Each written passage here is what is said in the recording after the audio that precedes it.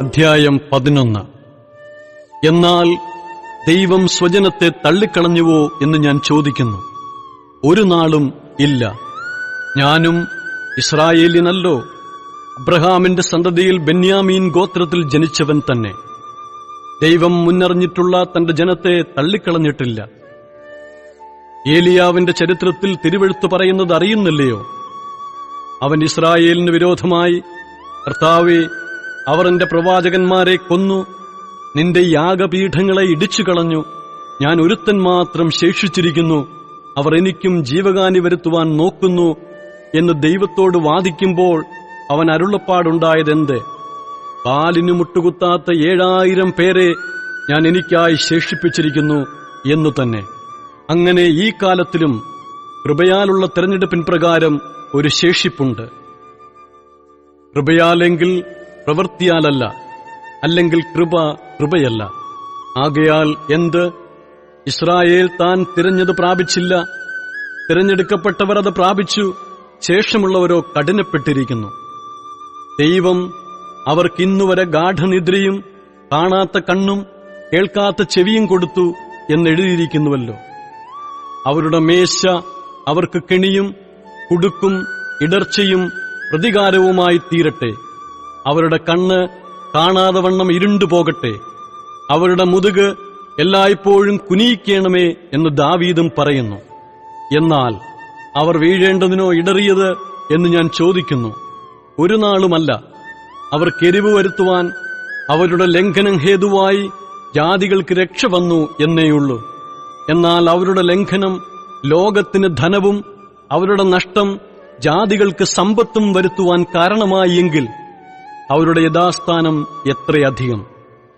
എന്നാൽ ജാതികളായ നിങ്ങളോട് ഞാൻ പറയുന്നത്, ജാതികളുടെ അപ്പോസ്തലനായിരിക്കിയാൽ ഞാൻ എന്റെ സ്വജാതിക്കാർക്ക് വല്ലവിധേനയും സ്പർദ്ധ ജനിപ്പിച്ച് അവരിൽ ചിലരെ രക്ഷിക്കാമെങ്കിലോ എന്ന് വച്ചു തന്നെ ഞാൻ എന്റെ ശുശ്രൂഷയെ പുകഴ്ത്തുന്നു. അവരുടെ ഭ്രംശം ലോകത്തിന്റെ നിരപ്പിന് ഹേതുവായെങ്കിൽ അവരുടെ അംഗീകരണം മരിച്ചവരുടെ ഉയർപ്പെന്നല്ലാതെ എന്താകും? ആദ്യ ഭാഗം വിശുദ്ധമെങ്കിൽ പിണ്ണം മുഴുവൻ അങ്ങനെ തന്നെ. വേർ വിശുദ്ധമെങ്കിൽ കൊമ്പുകളും അങ്ങനെ തന്നെ. കൊമ്പുകളിൽ ചിലതൊടിച്ചിട്ട് കാട്ടൊലിവായ നിന്നെ അവരുടെ ഇടയിൽ ഒട്ടിച്ചു ചേർത്ത് ഒലിവുമരത്തിന്റെ ഫലപ്രദമായ വേരിന് പങ്കാളിയായി തീർന്നു എങ്കിലോ? കൊമ്പുകളുടെ നേരെ പ്രശംസിക്കരുത്. പ്രശംസിക്കുന്നുവെങ്കിൽ നീ വേരിനെയല്ല, വേർ നിന്നെയത്രേ ചുമക്കുന്നു എന്നോർക്ക. എന്നാൽ എന്നെ ഒട്ടിക്കേണ്ടതിന് കൊമ്പുകളെ ഒടിച്ചു കളഞ്ഞു എന്ന് നീ പറയും.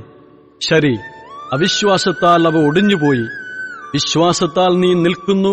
ഞെളിയാതെ ഭയപ്പെടുക. സ്വാഭാവിക കൊമ്പുകളെ ദൈവം ആദരിക്കാതെ പോയെങ്കിൽ നിന്നെയും ആദരിക്കാതെ വന്നേക്കും.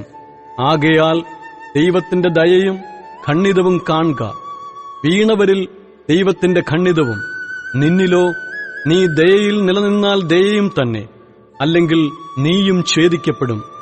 അവിശ്വാസത്തിൽ നിലനിൽക്കാഞ്ഞാൽ അവരെയും കൂടെ ഒട്ടിക്കും. അവരെ വീണ്ടും ഒട്ടിപ്പാൻ ദൈവം ശക്തനല്ലോ.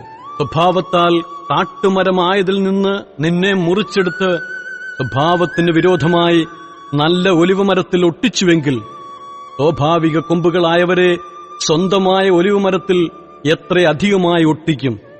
സഹോദരന്മാരെ, നിങ്ങൾ ബുദ്ധിമാന്മാരെന്ന് നിങ്ങൾക്ക് തന്നെ തോന്നിപ്പാതിരിപ്പാൻ ഈ രഹസ്യം അറിയാതിരിക്കരുത് എന്ന് ഞാൻ ആഗ്രഹിക്കുന്നു. ജാതികളുടെ പൂർണ്ണസംഖ്യ ചേരുവോളം ഇസ്രായേലിന് അംശമായി കാഠിന്യം ഭവിച്ചിരിക്കുന്നു. ഇങ്ങനെ ഇസ്രായേൽ മുഴുവനും രക്ഷിക്കപ്പെടും. വിടുവിക്കുന്നവൻ സിയോനിൽ നിന്നു വരും. അവൻ യാക്കോബിൽ നിന്ന് അഭക്തിയെ മാറ്റും. ഞാൻ അവരുടെ പാപങ്ങളെ നീക്കുമ്പോൾ ഇത് ഞാൻ അവരോട് ചെയ്യുന്ന നിയമം എന്ന് എഴുതിയിരിക്കുന്നുവല്ലോ.